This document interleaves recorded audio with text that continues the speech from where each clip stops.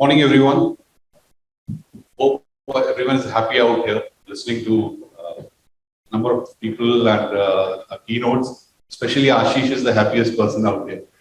So I would request everyone to get connected with him during the day and understand what are the initiatives that Happy Plus is doing and how business world has aligned with them, and they're trying to recognize organizations and how they're trying to keep their employees happy and maintain the well-being.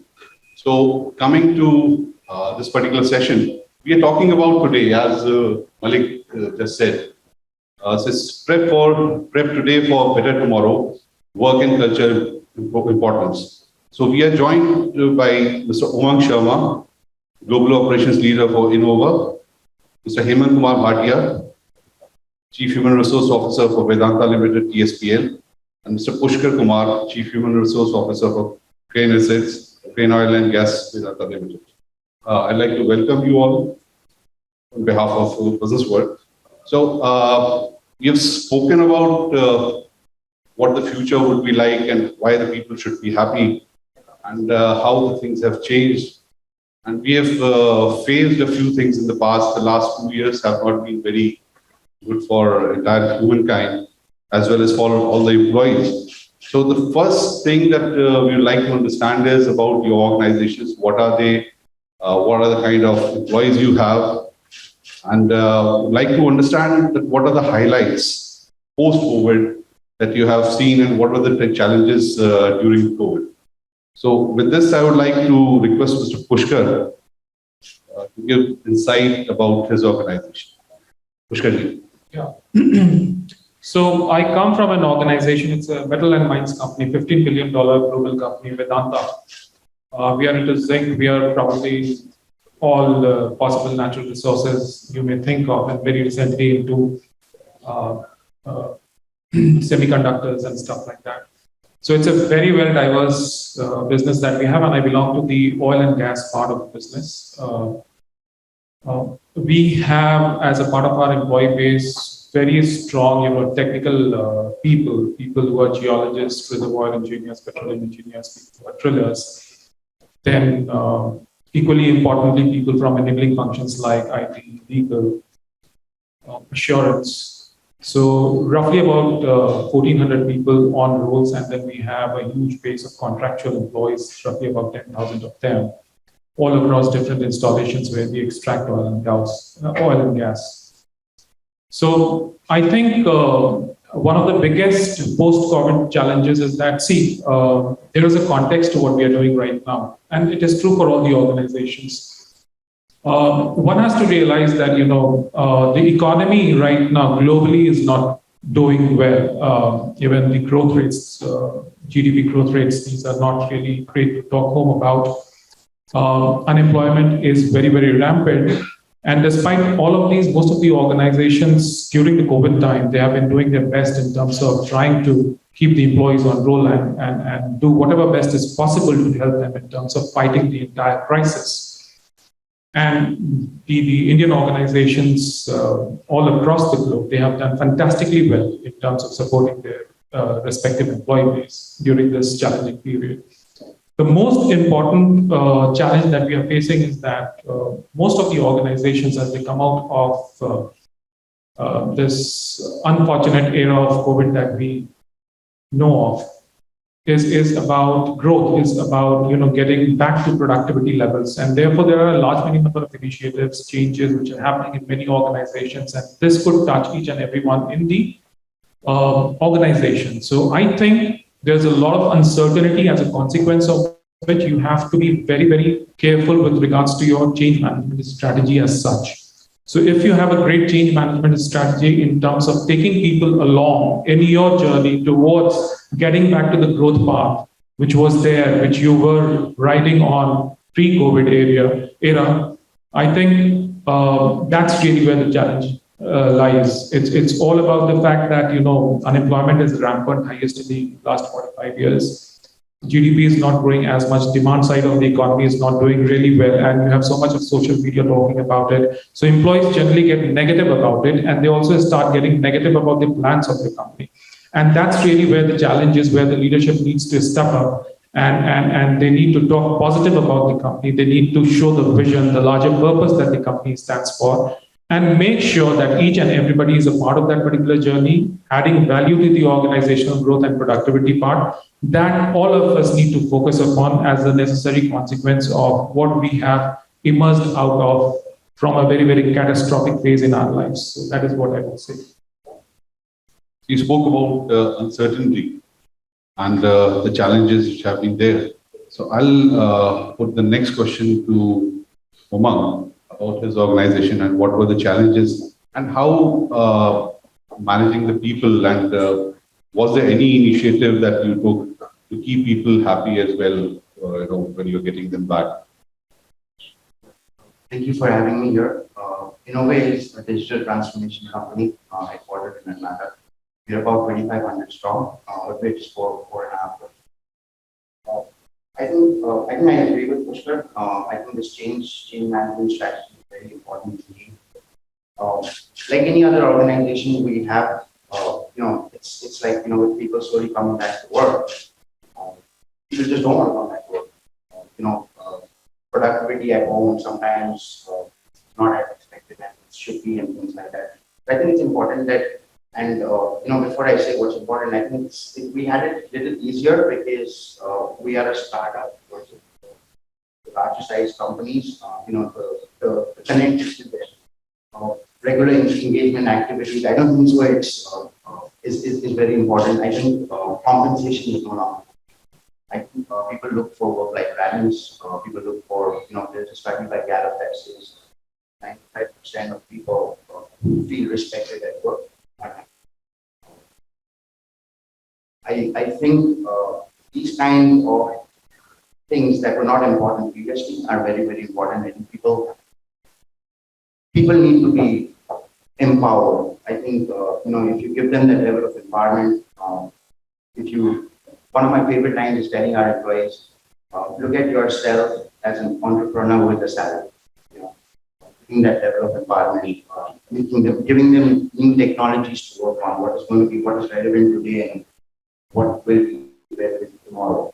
Like I said, it's a digital transformation company, so we play around a lot with AI and things like that. So having them do these kind of things and get them deployed to such kind of activities, giving them a clear career path should assist in making sure that this time is. Thanks, Umang. So moving on to Mr. Hemant. So Hemant, you spoke about TSPL, and we had a discussion earlier. The major employee base that you have are contractual employees, and the strength that from management side is on the lower side, but the major engagement for the organization happens with the contractors and the people who are there. So, post-COVID, what are the key challenges and what are the highlights that you would like to put forward with respect to happiness levels? So, good morning. Thank you for giving me the opportunity to speak in this forum. So now we believe in MIP system, which is management in place with respect, be it direct role employees or maybe indirect role employees. So past 1 year, we have implemented this in our business partner management also, that head safety, head commercial, head HR, and then their plant in charge. These MIP positions have the defined JDs and defined qualification and experience, and then the person is onboarded. Now, going to the L2 and L3 level also, we have a defined skills and defined experience, so that we have basically set the skill set and experience for the entire lot of this direct employees hierarchies. And with respect to this performance delivery and well-being has been our value of Vedanta. Our chairman always says, you don't work, you enjoy. And once you will enjoy, you will be happy, always your delivery will come. So we have in this the initiative called project managers. We for the freshers, for the diversities, we give them the role of their likeness if they want to contribute in particular vertical. Yes, we will map them and we will give them the this matrix, and they will automatically achieve that.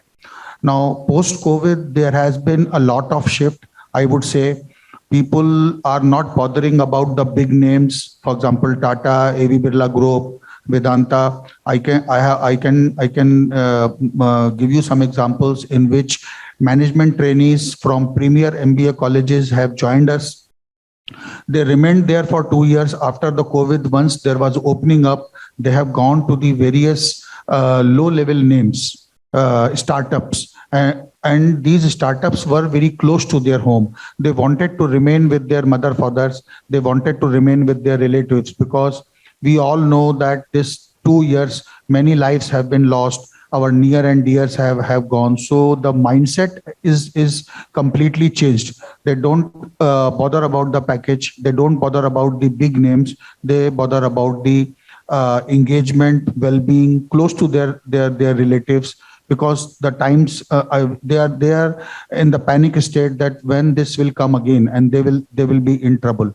So these things have played a very vital role, and in down the line, I can tell you, I have a firm belief that there will be hybrid working, which is upcoming. We have started on a very low level, but then we have to go on a full steam to retain our talent, to complete our business unit objectives, and to get into the business. So this has become a very important thing, and this we take care of in our all the HR initiatives, and along with our operation and maintenance strategies also. Thank you.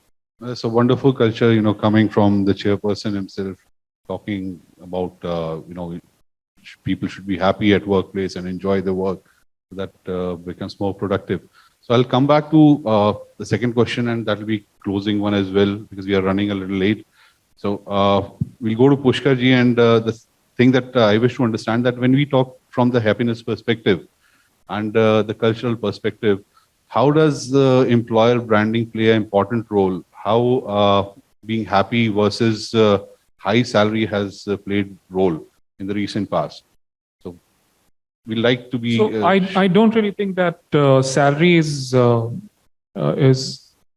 least as far as our organization is concerned, because we have very premier institute technical talent which is with us, and they get some fabulous salary retention bonuses, and everything possibly that we could do in terms of tangible things to retain them has been done. Still, there are a couple of people who would like to leave the organization, and I don't really think it's about the compensation.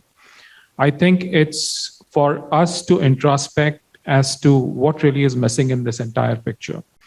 So one is the connect with the larger purpose. The larger purpose of the organization is something, that each one of us, if I look at the entire organization, more than 99% of the people are coming to work because of the fact that they believe in the larger purpose of the organization, which is about producing 50% of domestic oil and gas, the production.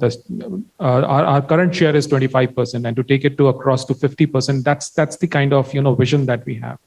And why it becomes important, and we keep that hammering day in and day out, is it will bring down the imports. You have 80% imports. Your oil and gas, you import as much as 80%. So if you increase your domestic production, you will release a lot of foreign exchange for poverty alleviation, right? So that's the kind of purpose that everybody is driven to. So the purpose is there. There is a business plan. The business plan is working fine. Your compensation, your people practices, your policies have come across. There are policies which, take into consideration the entire family, which means that I celebrate, if somebody is passing 12th standard, 10th standard with 90% and above, we do celebrate that in terms of, sending across gifts to the entire family, congratulating them. Also, we have very recently come up with scholarships for people who have their kids in IITs and global universities and various other, leading institutes across different fields like psychology, legal, etc., etc. So we are doing all of this thing, but still there are a section of people who would like to leave, and these are really good people. So you really need to go across and try and understand as to why they would like to leave. And when I talk to those people, I think it's fundamentally a disconnect with regards to the kind of communication that we do. So if your communication is right about what you are trying to do in terms of making sure that they are understanding the purpose, the business plan behind that particular purpose that will help you achieve your numbers, and the culture in which they are, operating, and the policies and the processes and the touch points and the employee experiences, when you start having these candid conversations with them, you perhaps will realize that many a times they do not appreciate it because things are taken for granted. So I think it's very, very important. It is a cliche, but in terms of employee connect, how leaders reach out, at what frequency they reach out, is HR on the ground? Are we talking the business language? Are we talking our DNA? I think all of that becomes very, very important, because what really is happening is that in day-to-day rut, we forget that human touch, going across, talking to people, really understanding their issues, we forget that it is important. So I think when I talk to some of these people who are on the fringe and who would like to go off, and many of them don't have convincing answers, they start fumbling as to why they would like to go out. Probably there is another offer from another decent company who is doing equally well, and they would just like to jump off. You understand that perhaps the perspective is missing. So right. It becomes important for us to make sure that we have a direct connect, and we also strengthen our managerial capability, build that managerial muscle, so that the experiences that the employees have at different touch points through managers, through HR, they really become very, very praiseworthy, and no employee ultimately leaves the organization. So that's what I would like to reflect upon. So Umang, same thing to you. I'll not take much of time explaining it. So employer branding, happiness versus the monetary aspect. Right. So I think if you can make it quick, we are running. I'll take it in two aspects. I think the joining part, onboarding part versus retention, right? I think this is an idea from an onboarding part, this is an idea from our HR leader.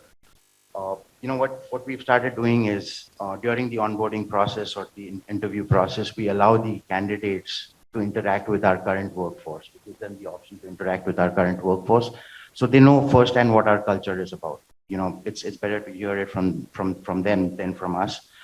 And from the retention aspect, I think it's important that you constantly upgrade your workforce. Providing them those 360-degree benefits. Whether it's assisting them in their further education. Tie-ups with training academies like Next Level Learning and things like that helps a lot. Apart from that, I think it's really important that the senior management talks to them a lot, letting them know of the vision of the company, a clear career path, letting them know of the clear career path they have in front of them is important. And I see the time, so I'm going to stop. Thank you. So Hemanji, coming to you on the employer branding part, like majorly you are working with the contractual forces, but leaving that aside, we'll talk about what are the strategies with respect to happiness that are required in terms of contractual employees as well. Are they happy inside the organization or not? And what are the retention policies that you have for them? In this, Connect plays the very important part. I would say that we have 4 layers of Connect with them. Our CEO connects with them, which we call Vartalap, and CEO connects with them each month. They directly talk to them with respect to the safety, with respect to the operation and maintenance targets, and their well-being, their observations. And after that, our Chief Operating Officer also has got the connects with them. Then HODs also have got the connect with them, and we have a coffee with CHRO. So like myself, I used to go to different business partners and talk to these people directly in a very casual way, and so that they can come out and we look into their observations, grievances, and solve it out. So that has been our connect point, where we listen to them. We try to open them up with respect to the things they want in the workplace, so that we can provide them that ecosystem in which they can perform to their best level. So this has been our strategy. And giving them high leadership roles, which will basically elate them, and in that they operate with the higher level of efficiencies. So we always give them the leadership roles, and we will, for example, any problem is there, so we will make the task force, and we will choose one of them as a project manager along with the team member. We will announce some incentive, and we will give them the freedom, empowerment to solve that problem. And we have seen the results also in the field, that if we will take the external person out in the company, it will take time, but then the talent is there, the knowledge is there, the experience is there. You give them the opportunity, and you will get the results. So by that way, we go ahead. Thank you. Thanks a lot, Hemanji. So in the end, I would say that we had a couple of points that came from Mr. Umang Sharma, which were about resistance to change. And during the change, how do we manage the employees, and how do we look at the perspective, what they have in mind about being with the organization and staying happy with the organization. And he spoke about a lot of measures, which are gestures, which are from the organizations and maybe towards the family of the employees, and celebrating the people together. That's one good thing. Maybe it gives some hope and willingness for them to stay back with the organization. We heard Umang about his organization, and he said it's a fairly new one, but pretty happy. And there again, he spoke about what can be the employer branding strategies, and why do the people feel associated, and how the senior managements and the cohesiveness amongst the employees plays an important role in keeping them happy. And lastly, Mr. Hemant spoke about the management engaging directly with the employees. So in format of Coffee with Karan, so that's what he spoke about, getting connected with the top management of the organization. So I feel with these are certain measures where we can look for a better future, and we can do some prep and modify the things. And for help, you can reach out to Dr. Ashish Ambasta. So how he can help you and guide you to make organizations better and happier places. I'd like to thank all the panelists for joining us today. Thanks a lot.